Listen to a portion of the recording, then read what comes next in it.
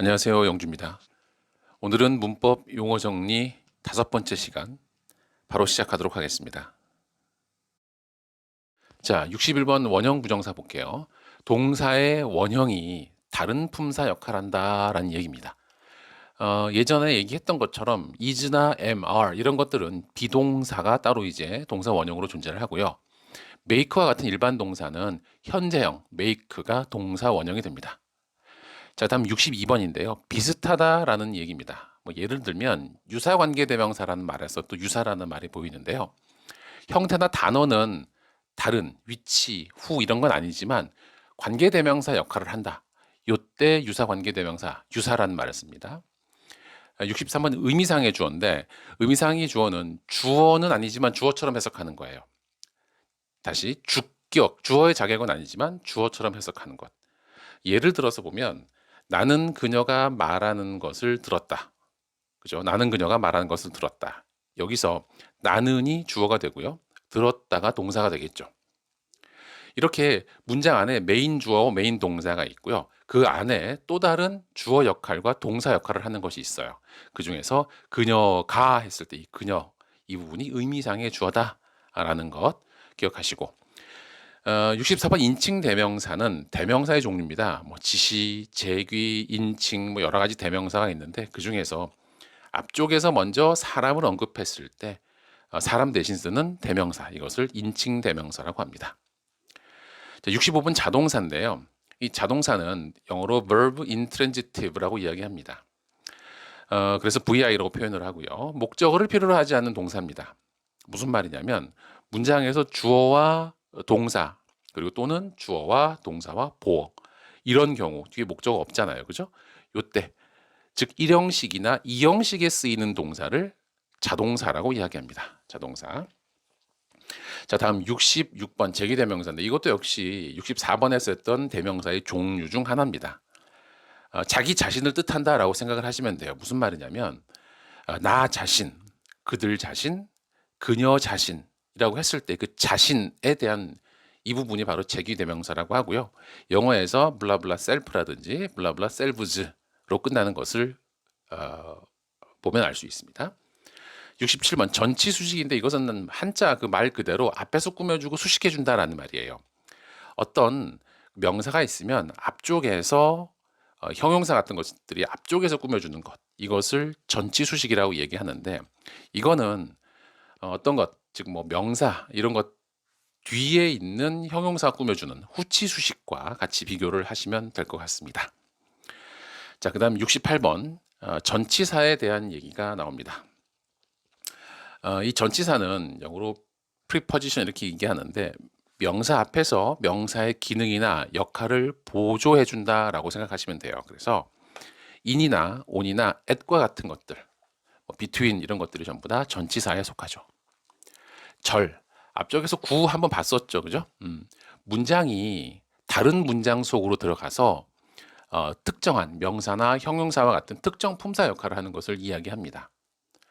다 쓰긴 좀 그렇고요. 예를 들면 어떤 문장이 쫙 있어요. 점으로 끝나죠.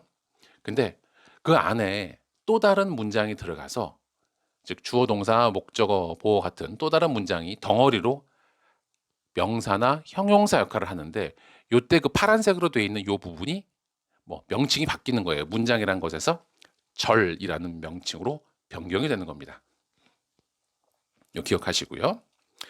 자, 다음 70번 접속사인데요. 접속사는 연결시켜 주는 거예요. 예를 들면은 단어와 단어를 연결시켜 줄 때 접속사가 또 문장과 문장을 연결시켜 줄 때 중간에 또 접속사 절과 절, 구와 구 이 사이에 들어가 있는 연결시켜 주는 말들이 전부 다 접속사라고 이야기하면 됩니다. 그리고 77번 제한적 용법인데요. 이것은 뭐 한정적 용법이라고 이야기하기도 합니다. 보통 영어에서 형용사의 용법 중 하나가 되고요. 또 관계사의 용법 중 하나가 됩니다. 이거는 서술적 용법하고 비교를 하면 되는데 형용사에서는 서술적 용법과 비교를 하고요. 관계사에서는 계속적 용법과 비교를 합니다. 뒤쪽에 나오니까 한 번 더 그때 말씀을 드리고요. 조동사, 요거는 뭐 보가 생략된 거죠. 그래서 보조동사다. 보조동사. 동사의 의미나 시제나 뭐 기능 이런 것들을 보조해 주고요. 중요한 건 조동사 뒤에 반드시 동사 원형이 나온다. 동사 원형. 그리고 can이나 또는 will이나 must와 같은 것들이 그 이해가 있습니다. 자, 종속 접속사인데요. 이것도 역시 접속사 종류 중 하나입니다. 이거는 등위 접속사라는 것과 비교를 하면 되는데요. 주절을 수식하는, 또 주절을 보충해주는, 주절을 꾸며주는 종속절에 붙는 접속사를 이야기하죠. 아까 위에서 절 배웠죠?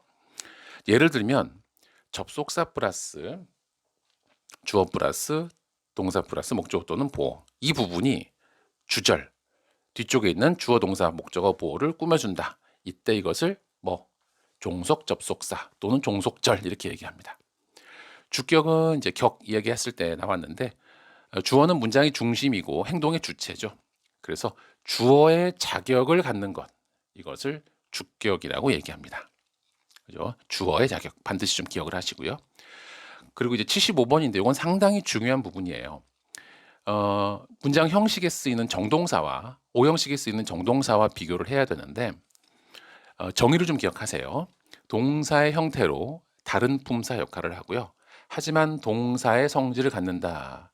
최대한 간단하게 좀 말씀을 드리면 동사의 형태라 그랬어. 그래서 to 플러스 동사 원형 또는 ing나 pp형, 그리고 동사의 ing형, 이것들이 다른 품사 역할을 한다는 얘기예요.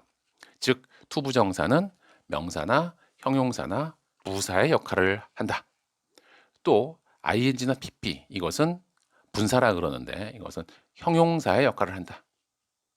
그리고 ing, 이것은 동명사라 그러는데 명사의 역할을 합니다.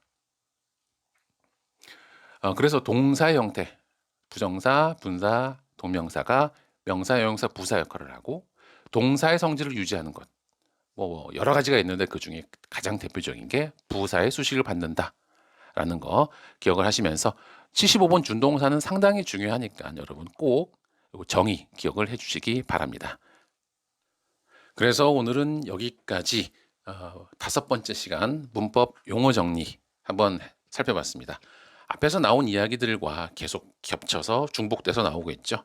이렇게 반복해서 듣다 보면은 반드시 도움이 된다는 것 잊지 마시고 오늘은 여기까지 하겠습니다. 수고하셨습니다.